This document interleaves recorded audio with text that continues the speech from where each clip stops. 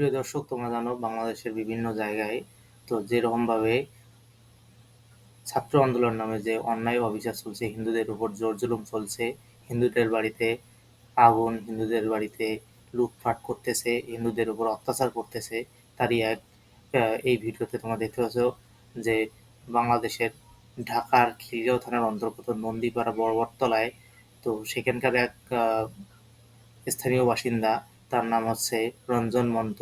তো তার বাড়িতে সংখ্যালঘু হওয়ার কারণে তার বাড়িতে আজকে মুসলিম সন্ত্রাসী জঙ্গিবাদীরা আজকে হামলা করে এবং সেই বাড়িতে লুটপাট করে। তো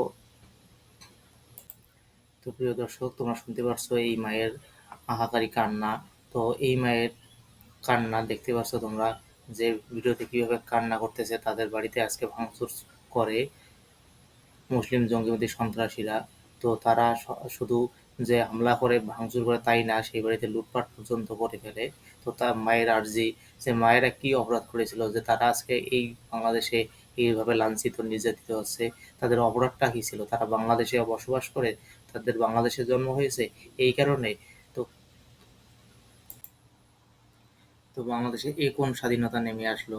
আজকে ছাত্র সমাজ দাবি করতেছে, উল্লাস করতেছে যে তারা আজকে স্বাধীন পেয়েছে, স্বাধীনতা হয়েছে, স্বাধীন হয়েছে। তো এই হচ্ছে স্বাধীনতার নমুনা, যে দেশে এখনো মা বোনদের নিরাপত্তা নেই, মা বোনদের বাড়ির নিরাপত্তা নেই, সংখ্যালঘুদের নিরাপত্তা নেই, তাদের উপর জোর জুলুম করা হচ্ছে, লুটপাট করা হচ্ছে, এমনকি ধর্মীয় মন্দির পর্যন্ত ভেঙে দেওয়া হচ্ছে এবং মন্দিরের বিভিন্ন জিনিসপত্র থেকে শুরু করে ঠাকুরের জিনিসপত্র পর্যন্ত তারা ছাড় দিচ্ছে না, সবকিছু লুট করতেছে।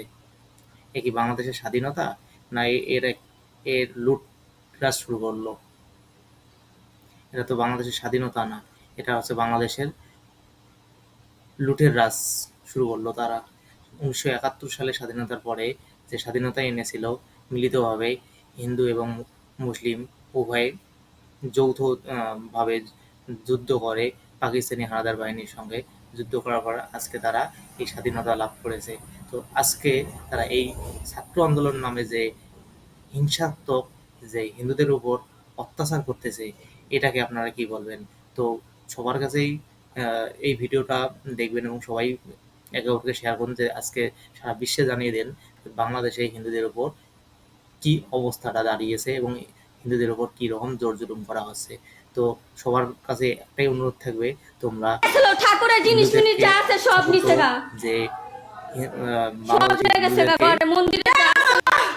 রক্ষা করো, বাংলাদেশের হিন্দুদেরকে সাপোর্ট করো, তাদের বিপদে আপদে সহায়তা করো, যে যেন এর পরবর্তীতে কোনো হিন্দুর উপর এরকমভাবে জোর জুলুম, অন্যায়, অত্যাচার না হয়।